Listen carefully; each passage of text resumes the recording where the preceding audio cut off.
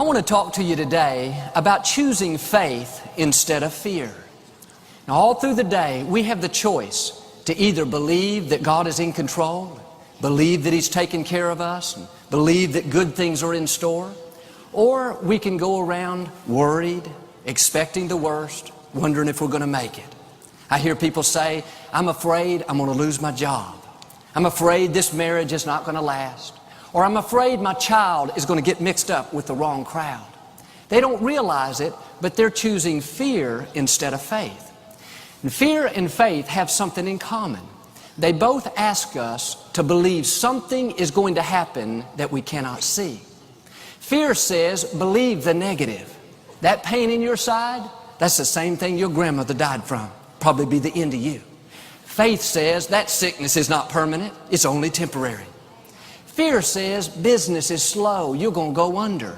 Faith says God is supplying all of your needs.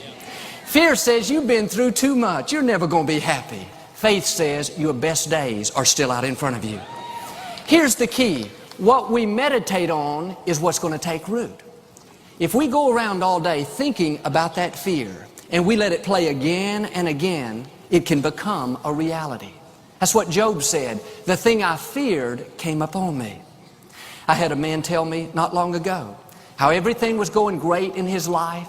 He'd recently gotten engaged. His business was blessed.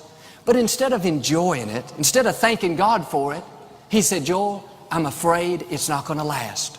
I'm afraid it's too good to be true. I told him what I'm telling you. When you act on fear like that, you are drawing in the negative.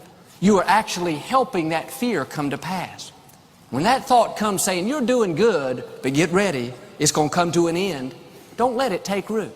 Just switch over into faith and say, Father, you said your favor will last for a lifetime. You said goodness and mercy will follow me all the days of my life. That's choosing faith instead of fear. I remember.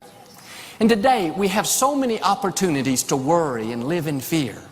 People are worried about the economy, worried about their health, worried about their children. God is saying to you what He said to me. Don't use your energy to worry. Use your energy to believe. It takes the same amount of energy to believe as it does to worry. It's just as easy to say, God is supplying all of my needs as it is to say, I'm never going to make it. It takes the same amount of effort to say, I'm going to live a long, healthy life as it does to say, I don't think I'll ever get well. I hear people say, well, Joel, I'm afraid I'm going to get laid off. And I understand what they're saying. They're concerned. It may be valid, but you can't go around meditating on that, expecting the worst, expecting to have a bad year. When you do that, you're using your faith in reverse. Instead of constantly worrying, just say, God, my life is in your hands.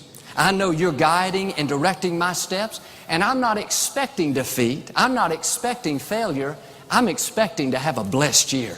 I'm expecting to go over and not under. Well, you say, Joel, what if I do that and it doesn't happen? What if you do it and it does happen? Even if you were to get laid off, you don't have to get discouraged. Think, well, I knew it wouldn't work for me. No, you can stay in faith, knowing that when one door closes, God's going to open up another door. And if you'll keep the right attitude, He'll give you a better job with better benefits, making better money. Let me ask you today, are you using your energy to believe, or are you using your energy to worry? Are you expecting God's favor, or are you expecting to just barely get by?